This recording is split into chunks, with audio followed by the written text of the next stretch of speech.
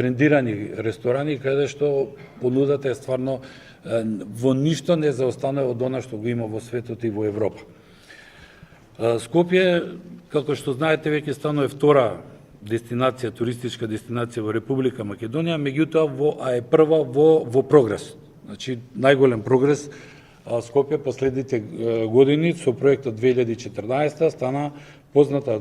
интересна за сега, нова туристичка дестинација и бројот на посетители е се поголем. Во самиот Скопје се направени повеќе хотели до 3 звезди, имаме веќе еден доста, не знам дали е од 4-5 звезди, тоа е хотелот Солун, кој што е во самиот центар на градот и е навистина од фелата, од приватните, значаен објект. Значи, повеќе ги има помали низ цела Македонија, меѓутоа овој хотел е веќе нешто.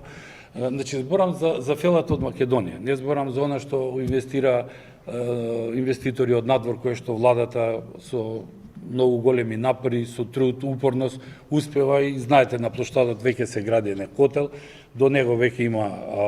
продадено место за втор хотел. Субвенциите многу ни помогнаа за изградба на нас, мислам, као туристички работници, да донесеме гости од различни места. Скопје сега, мислам дека посебен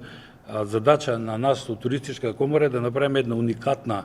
приказка за Скопје, уникатна понуда, која што не само ќе работат туристичките водичи, него ќе работат и секој граден, ученик и бизнисмен од Скопје, кој што би требал да познаа, си го познаа градот и се оно што го нуди. Објектот Мајка Тереза исто така придонесе за зголемување на интересот на туристите за посета на Скопје, како и проектот 2014, каде што ги поттикнат туристичките работници, поготоа рестораните и хотелите, да ја подобрат таа понуда, за да можеме да конкурираме. Мислам дека ова што го направи владата навистина ни помогна многу да направиме добра понуда, да бидеме конкурентни и нормално би сакале, ова што го спомнуваме, инфраструктурата, затоа што не само во Скопје, него низ источна, западна Македонија постојат мали ресторанчиња или да кажам и мали мини сместувања кои што се многу убави, нудат многу, но приодот нив е навистина тежок и би требало таа инфраструктура, мислам, тоа е во владата, да иде што побрзо, затоа што со изградба, ако е сега еден објект направен и ако има добра природ, има повеќе гости, ќе се изгради втор, трет и така натака, и ќе можеме да ги користиме бенефициите што ни ги дава владата за изградбата, намален, значи, откуп на земјиште со нели 1 евро почетна цена, па намалување на 1 евро или 5, сега е 5 беше, сега мислам дека 1 евро и за комунали, што фактички допринесува да се инвестираат средствата оние што ги има фелата. Меѓутоа, добро е и да поработиме малце повеќе ние се трудиме, ама некако со локалната самоуправа потешко наоѓаме заеднички јазик за користење на НИПА фондовите за изградба на туристички капацитети од рурален аспект. Со нив некако, пробавме, со Велес имавме една така средба, направивме една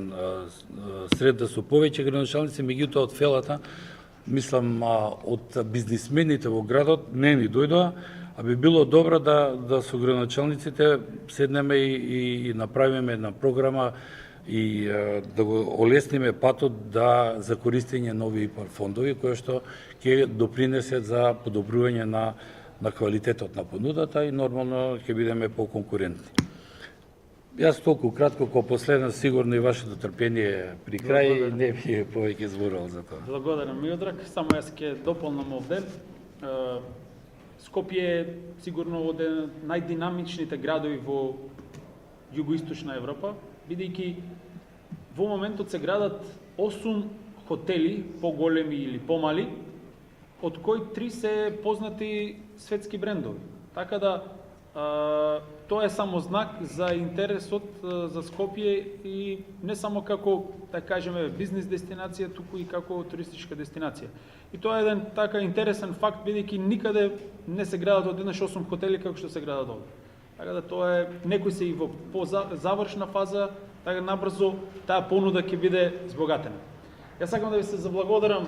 за присуството на овој форум и